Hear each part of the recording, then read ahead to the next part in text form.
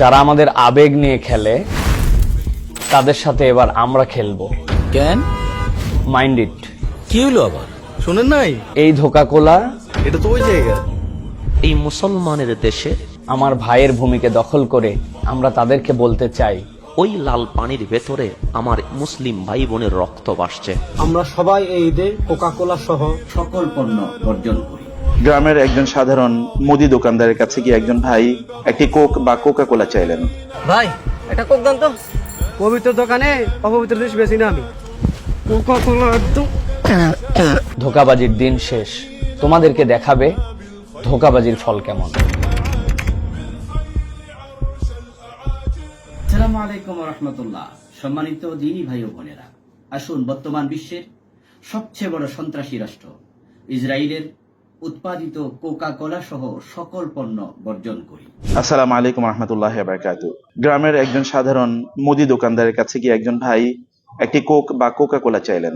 তিনি বললেন, আমাদের ফিলিস্তিনি ভাই বোনদের রক্তে রঞ্জিত পণ্য আমি বিক্রি করি না। সুবহানাল্লাহ। এটি ঈমানের দাবি। যে পণ্য বিক্রি করে আমাদের ভাই বোনদেরকে হত্যা করার জন্য অস্ত্র নির্মাণ করা হয়, অস্ত্র তৈরি করা হয়, যে পণ্য বিক্রির মাধ্যমে তারা অর্থনৈতিকভাবে শক্তিশালী হয়ে আমাদের নিরীহ ভাই বোনদের রক্ত ঝরাচ্ছে প্রতি মুহূর্তে, তাদের বাড়িঘরগুলো ধ্বংস করে দেওয়া হচ্ছে, সেগুলো আপনি কিনবেন? তাদের অর্থনৈতিক হাতকে আপনি শক্তিশালী করবেন? আরো অস্ত্র নির্মাণের জন্য, অস্ত্র তৈরির জন্য আপনি অর্থ যোগান দেবেন? আপনার ঈমান কি সেই কথাকে সাপোর্ট করে? ন্যূনতম ঈমানের অধিকারী যদি আপনি হয়ে থাকেন, তাদের পণ্য বর্জন করুন। এটি কোরবানির মাস, এটি কোরবানি ত্যাগের মহিমায় মহিমান্বিত হোক, আর আমাদের এবারের ত্যাগের অঙ্গীকার হোক।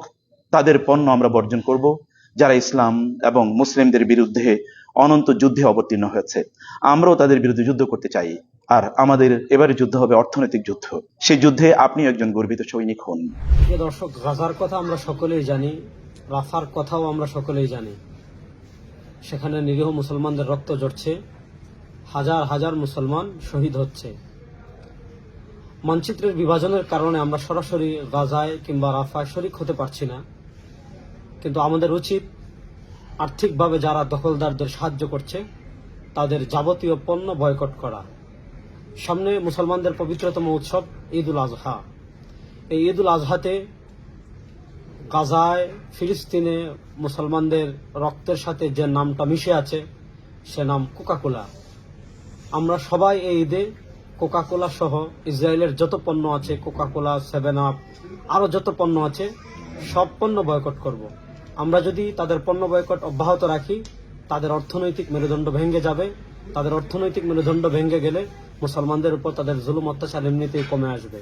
তাই আসুন আওয়াজ তুলি, বয়কট কোকা কোলা। আমরা পরিচয়ে মুসলিম, এখন প্রমাণ করতে হবে আমরা কি কাজে মুসলিম নাকি নামে মুসলিম।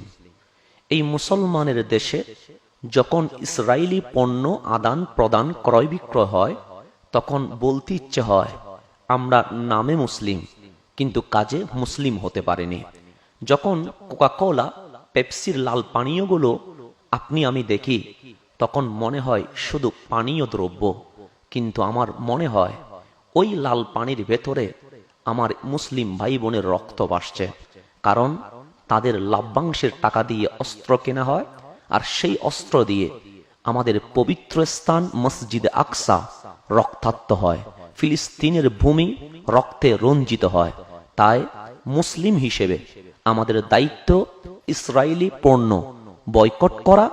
আজ থেকে আমাদের স্লোগান হবে কোকা কোলা, পেপসি সহ যত ইসরায়েলি পণ্য সামগ্রী আছে সকল কিছু আমরা বয়কট করব।